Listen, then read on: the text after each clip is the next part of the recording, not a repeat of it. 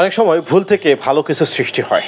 সরকারের পক্ষ থেকে মুক্তিযুদ্ধ বিষয়ক মন্ত্রণালয়ের উপদেষ্টা ফারুকী আজম সাংবাদিক সম্মেলন করে বলেছেন, বঙ্গবন্ধু শেখ মুজিব সহ মুজিবনগর সরকারের সবাই মুক্তিযোদ্ধা। দেখুন, একটা মীমাংসিত বিষয় নিয়ে এতদিন পর অন্তর্বর্তীকালীন সরকার কাকে স্বীকৃতি দিল বা দিল না, কী চিন্তাভাবনা করলো বা করলো না, এটা বঙ্গবন্ধু বা মুজিবনগর সরকারের যায় আসে না। কিন্তু প্রশ্ন হলো, এতদিন পর এই বিতর্কিত ইস্যু উঠবে কেন?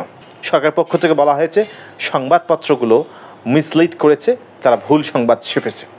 সংবাদ এটি নয়, আমরা বঙ্গবন্ধু এবং মুজিবনগর সরকারকে মানি এবং তারা সবাই মুক্তিযোদ্ধা। এক অর্থে অন্তর্বর্তীকালীন সরকার কি বঙ্গবন্ধুকে স্বীকৃতি দিল? আপনার স্বীকৃতির জন্যই কি বঙ্গবন্ধুর সম্মান অপেক্ষা করে আছে, তাই না?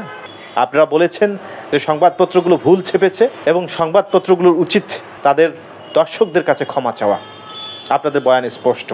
কিন্তু সার্জিস আলম, জাতীয় নাগরিক পার্টির নেতা সার্জিস আলম একটা পোস্ট দিয়েছিলেন, পরবর্তীতে উনি পোস্টে ডিলেটও করেছেন। তার এই পোস্টের সোর্স কোথায়?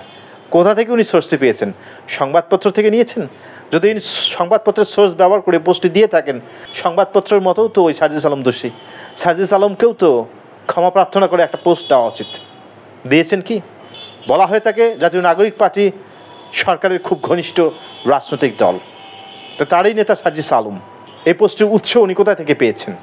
উনি কী লিখেছেন? উনি লিখেছেন, মুক্তিযুদ্ধের পূর্বে বঙ্গবন্ধু শেখ মুজিবুর রহমানের গুরুত্বপূর্ণ ভূমিকা ছিল, কিন্তু মুক্তিযুদ্ধ চলাকালীন সময়ে বঙ্গবন্ধু শেখ মুজিবুর রহমান ইচ্ছাকৃতভাবে পাকিস্তানি সেনাবাহিনীর হাতে গ্রেপ্তার হয়েছেন এবং স্বাধীনতার পূর্ব পর্যন্ত জেলে ছিলেন।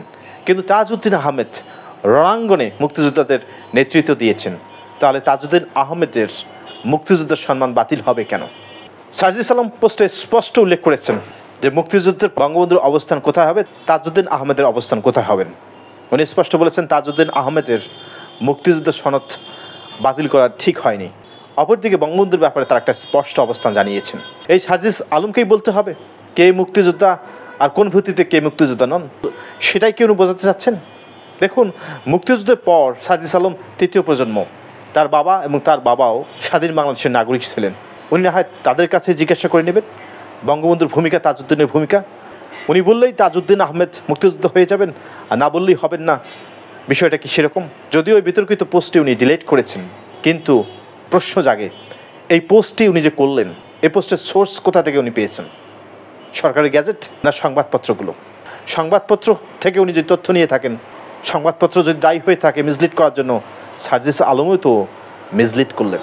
অবস্থা দৃষ্টি এটাই মনে হচ্ছে ৭১-এর মীমাংসা এখন হবে। যারা এখন দেশ চালাচ্ছে তারা যেটাই বলবে সেটাই হবে। আপনাদের স্বীকৃতির জন্য কোনো কিছু অপেক্ষা করবে না, বরঞ্চ মীমাংসিত বিষয় নিয়ে যে বিতর্ক ছড়িয়ে পড়তেছে, এই বিতর্কের জন্যই এই অন্তর্বর্তীকালীন সরকার দায়ী থাকতে পারে। ধন্যবাদ সবাইকে।